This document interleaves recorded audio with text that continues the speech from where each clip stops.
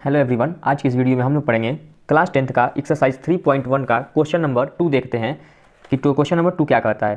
कह रहा है कि क्रिकेट टीम के एक कोच ने 3900 रुपये में 3 बल्ले तथा 6 गेंदें खरीदी। बाद में उसने एक और बल्ला तथा उसी प्रकार की 2 गेंदें 1300 रुपये में खरीदी। इस स्थिति को बीजगणितीय तथा ज्यामितीय रूपों में व्यक्त कीजिए। ठीक है, अब इसको हमको किसमें लिखना है, बीजगणितीय और ज्यामितीय रूपों में व्यक्त करना है। तो चलिए हम लोग अपने इस वीडियो को शुरू करते हैं। देखिए, सबसे पहले लिखेंगे कि माना एक बल्ला का मूल्य, एक बल्ला का मूल्य बराबर x रुपए तथा एक गेंद का मूल्य बराबर y रुपए। ठीक है, एक गेंदा का मूल्य x रुपए, एक बल्ला का मूल्य x रुपए और एक गेंद का मूल्य क्या मान लिए हम, y रुपए मान लिए। अब बोला है उसने कि 39 रुपए में 3 बल्ले, लिखेंगे कि प्रश्न से शर्त एक, पहला मेरा जो शर्त है वो है कि 3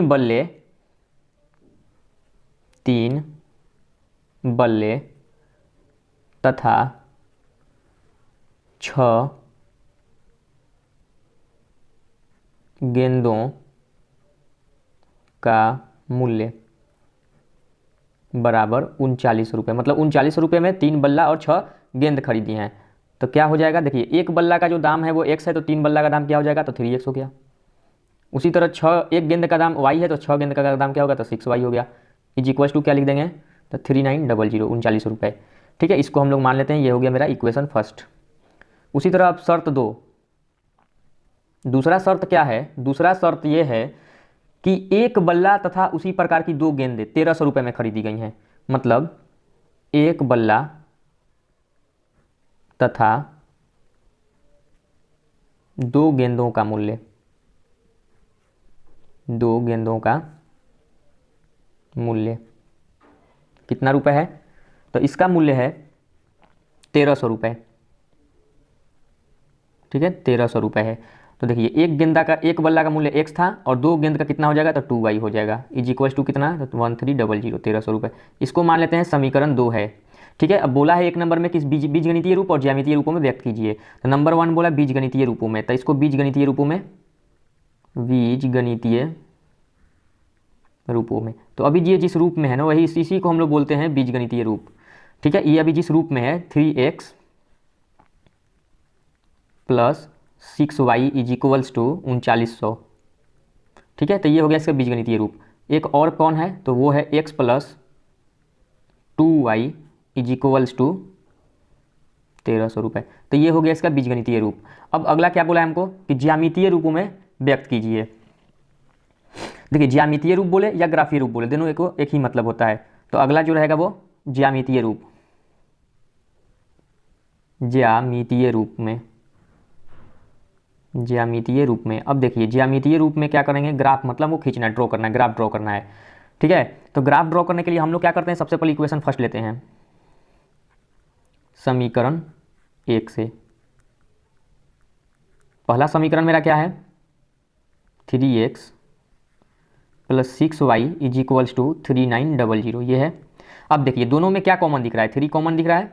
3 यहाँ से हम कॉमन ले लेंगे तो यहाँ पर बचेगा 3 2 6 होता है, तो यहाँ पे हो जाएगा 2y इज इक्वल्स टू 3900। अब देखिए ये क्या हो जाएगा, x plus 2y is equals to 3900 divide by, इस 3 को हम लोग इधर लेकर चले आए, इधर मल्टीप्लाई में था, इधर आएगा तो डिवाइड में चला जाएगा।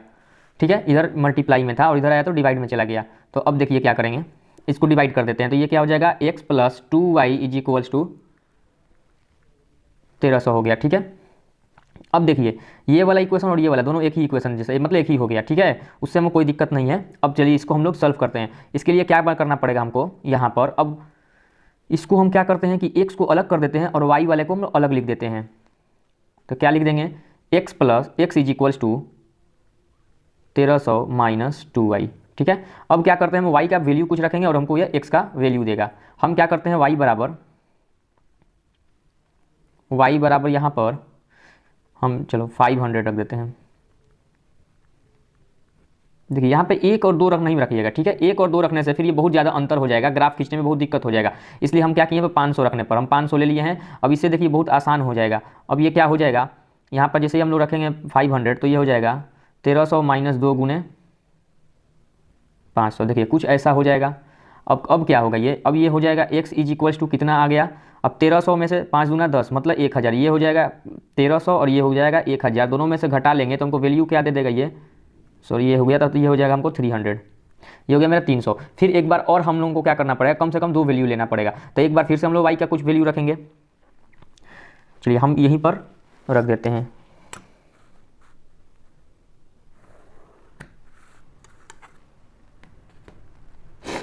हम क्या करते हैं, यहीं पर रख देते हैं फिर से एक बार कि y बराबर, अब देखिए हम लोग निगेटिव में जाने से बचना है, ठीक है। निगेटिव में ज़्यादा नहीं जाना है और भिन्न के रूप में नहीं जाना है, इसको दशमलव में नहीं बनाना है, इससे हमको बचना है। तो अब की बार हम क्या करते हैं, यहाँ पे 500 लिख देते हैं, इस बार हम लिख देते हैं 400, y बराबर 400 रखने पर। तब देखते हैं कि क्या हो जाता है ये। तो जैसे ही यहाँ पे हम लोग रखेंगे 400, कहाँ पे, इस इक्वेशन में, यहाँ पे, इसमें, यहाँ पे, तो ये क्या हो जाएगा, x इज इक्वल्स टू हो जाएगा 1300 माइनस 2 गुने 400। तो x बराबर कितना, तो 1300 में से 4 दूना ये हो गया 800, जैसे ही घटा लेंगे तो कितना हो जाएगा 500 हो गया। तो x का वैल्यू हमको कितना आ गया 500 हो गया। तो x का 2 वैल्यू मिल गया, एक यहाँ पे 300 और एक यहाँ पे 500, ठीक है। अब क्या करते हैं, इसके लिए हम लोग सारणी बना लेते हैं। इस इक्वेशन के लिए फर्स्ट इक्वेशन मेरा था x प्लस, ऐसे लिख देते हैं x plus 2y is equals to 1300 हो गया। अब इसका सारणी यहाँ पर लिख देंगे, इसका सारणी। सारणी में क्या हम पिछले वीडियो में बताए थे, x y और x, y, ये 3 चीज़ लेंगे और इसमें क्या कर देते हैं हम लोग, जो भी यहाँ पे पॉइंट मेरा आया है x और y का, इसमें हम लोग इस डब्बे में लिख देते हैं। देखिए यहाँ पर सबसे पहले बार में हम क्या रखे थे 500, y इज इक्वल टू 500 रखने पर x का वैल्यू कितना मिला हमको 300। तो ये जो x, y हो जाएगा, ये हो जाएगा 300, 500, ये पहला हो गया। उसी तरह यहाँ पर y इज इक्वल टू 400, तो x इज इक्वल टू 500, ये हो जाएगा 500, 400 हो गया, ठीक है।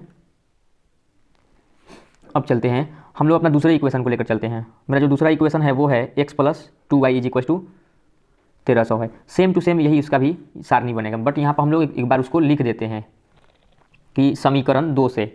अब की बार क्या करते हैं, यहाँ पे लिख देते हैं समीकरण 2 से।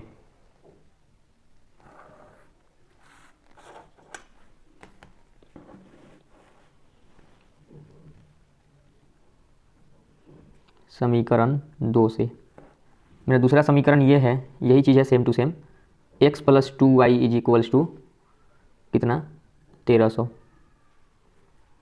के लिए डायरेक्ट यही चीज़ को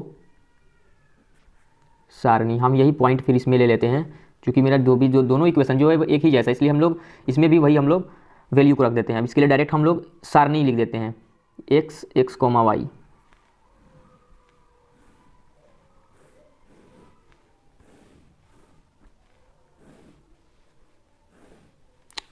यहाँ पे कट चुका है, ये y है, यहाँ पर क्या है तो 300, यहाँ पर क्या है तो 500 है, तो 300, 500, और ये क्या हो जाएगा 500 और ये हो गया 400। चलिए ये दो देखिए दोनों एक ही होगा। अब इसका हम लोग क्या करते हैं, ग्राफ ड्रॉ करते हैं। हम क्या कर देते हैं, यहाँ पे ड्रॉ कर देते हैं, ये x एक्सिस हुआ और ये हुआ, हम अपने अनुसार ले सकते हैं इसमें, ये हुआ मेरा y एक्सिस। क्योंकि हमको निगेटिव में ज़्यादा यूज़ नहीं करना है, निगेटिव में हमको लेना ही नहीं है, इसलिए हम यहाँ पे नहीं लिखेंगे, लिख भी सकते हैं नहीं भी लिख सकते हैं। तो ये मेरा क्या है, ओरिजिन हो गया, ये ओरिजिन हो गया। अब देखिए यहाँ पर जो मेरा वैल्यू है, इस चीज़ को समझना है। पहले यहाँ पे हम लिख देते हैं, ये हो गया x एक्सिस, ये हुआ y एक्सिस, ये हुआ x डैश और ये हो जाता है y डैश। ठीक है, ये वाई एक्सिस है। अब यहाँ पर हमको एक चीज़ समझना है कि मेरा जो ये हाईएस्ट जो वैल्यू है ना, ये देखिए 300 500, तो यहाँ पे अगर हम लोग 1 2 से अगर लिखना शुरू करें 1 2 3, तब तो बहुत, अब तो यहाँ पे हम लिख ही नहीं सकते। अगर यहाँ पर 1 2 3 4 अगर लिखना शुरू करें तो 300 500 यानी में बहुत मतलब हो ही नहीं सकता यहाँ पे। इसलिए हम लोग क्या करेंगे ना कि यहाँ से यहाँ तक का जो डिस्टेंस है उसको हम लोग 1 न लेकर यहाँ पर हम लोग 100 ले सकते हैं अपने अनुसार। तो इसको क्या लिख देते हैं हम 100 लिख देते हैं, इसको क्या लिख देते हैं हम 200 लिख सकते हैं। और ये क्या हो गया 300 है, ये हो गया 400, ये हो गया 500, ये हो गया 600, ये 700। ज़्यादा नहीं, बस हम इतना ही लिख देते हैं। फिर उसी तरह ऊपर में भी लिख देते हैं। ये क्या हो जाएगा, इसको हम 100 ले लिए, इसको ले लेते हैं 200 300 400 500 600 700। ठीक है, बस इतना ही। हम और भी लिख सकते हैं, उससे कोई दिक्कत नहीं, क्योंकि मेरा काम जो है यहीं से बस हो जाएगा, इसलिए हमने बस इतना ही लिया। अब देखिए अब क्या करते हैं, अपने इस इक्वेशन को देखते हैं। जो मेरा जो फर्स्ट वाला इक्वेशन था उस इक्वेशन को अब हम लोग यहाँ पे देखते हैं। फर्स्ट इक्वेशन में क्या था मेरा, ये वाला इक्वेशन जो था 3x + 6y = 3900 वाला, इसमें था 300 और 500। मतलब x में हमको 300 देखना है, तो x में 300 ये है और y में 500 ये है। तो ये आपस में एक दूसरे से कहाँ पर मिलेंगे, तो ये आपस में एक दूसरे से यहाँ पे इंटरसेक्ट कर रहे हैं। तो इस पॉइंट को हम लोग नाम रख देते हैं ए पॉइंट। ठीक है, ए पॉइंट, और इसको लिख देते हैं 300 500। उसी तरह जो मेरा अगला जो पॉइंट है वो क्या है, तो 500 400, मतलब x में 500 और y में 400। तो ये हो गया 500 और ये हो गया 400। ये आपस में एक दूसरे को कहाँ पे मिलेंगे, तो ये यहाँ पर मिलेंगे आपस में एक दूसरे से।